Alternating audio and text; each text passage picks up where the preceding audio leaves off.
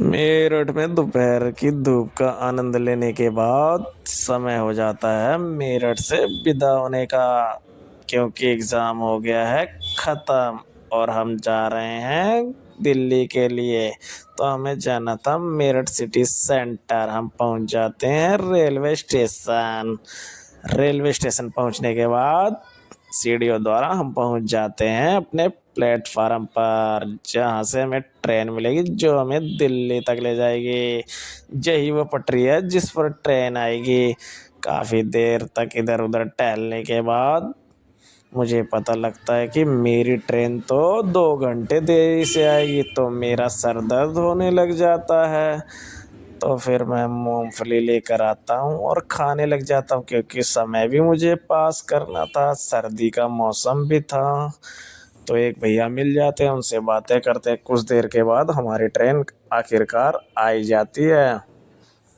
Train आने के बाद मैं पहुंच जाता हूं अपने कोच के पास और चला जाता हूं ट्रेन के अंदर।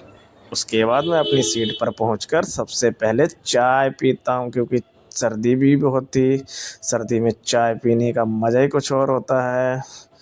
उसके बाद फिर मैं थोड़ा आराम करता हूं, तो मेरी ट्रेन दिल्ली के लाल किले पर पहुंच जाती है।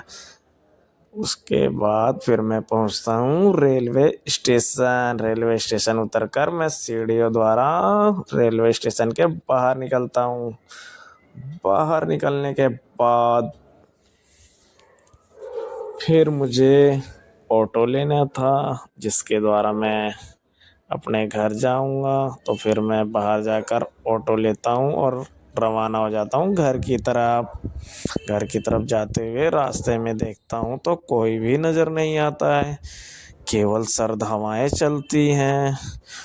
धीरे धीरे करते हुए हम पहुँच जाते हैं अपने घर के नज़दीक, जहाँ पर हम देखते हैं कि कुछ लोग बाहर घूम रहे होते हैं। सर्दी का मौसम भी है। काफ़ी देर चलने के बाद हम पहुंच जाते हैं अपने घर। घर पहुंचने के बाद हम अपनी गलियों के द्वारा अपने घर पर जाते तो देखते हैं यहाँ पर तो कोई नज़र नहीं आ रहा है, क्योंकि रात का समय था, रात के 1 बज रहे थे। उसके बाद हम पहुंच जाते हैं अपने घर।